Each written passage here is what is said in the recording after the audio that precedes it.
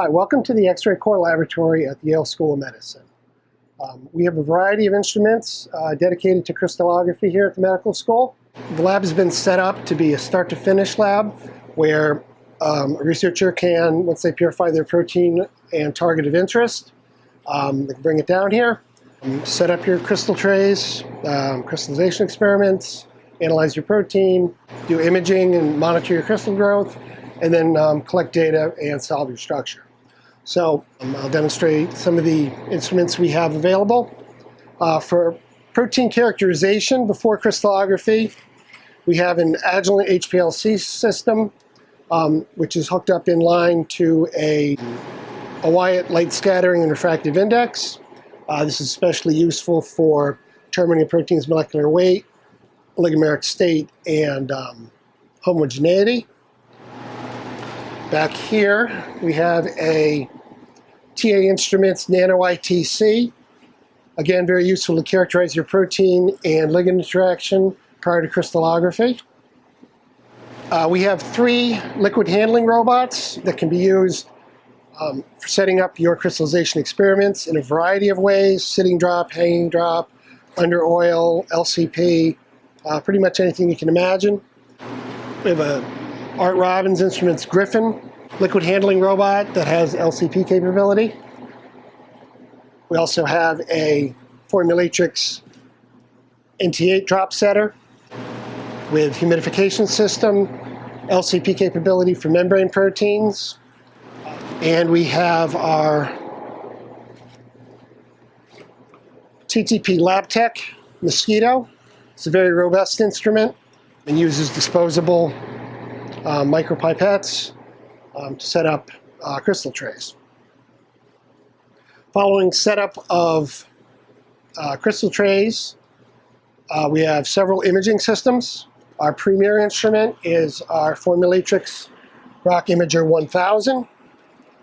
It's basically a 20-degree incubator. It's capable of holding up to 1,000 plates.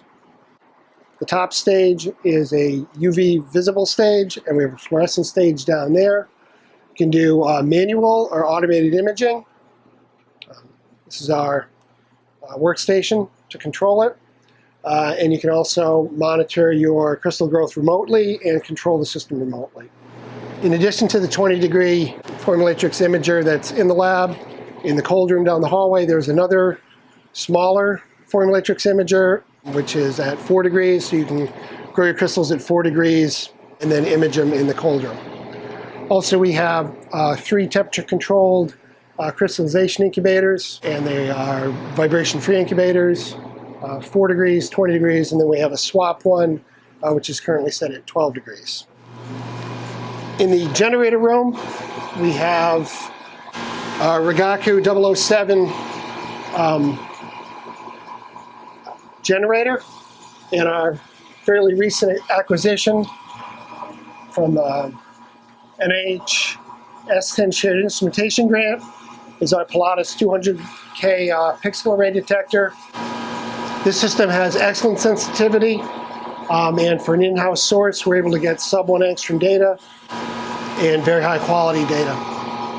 So having an in-house system is very useful for screening crystals originally to determine if they're protein, determining your space group, improving your crystals, determining your cryo conditions, collecting in-house data, and also it's essential for preparing for a potential synchrotron trip. Also across the hallway in our computer lab, we have an SB Grid computer with all the current crystallography software, which will allow you to solve your structure and submit it to PDB and publish it. So, to reiterate, the crystallography lab here has been set up to be a start-to-finish lab. You have your purified protein of interest. You can go through analyzation of the protein, crystallization, imaging, data collection, and structure solving. If you would like to use any equipment or if you have any questions, please contact me. And we also have a variety of other videos, one for each of the instruments, to cover training and details on that.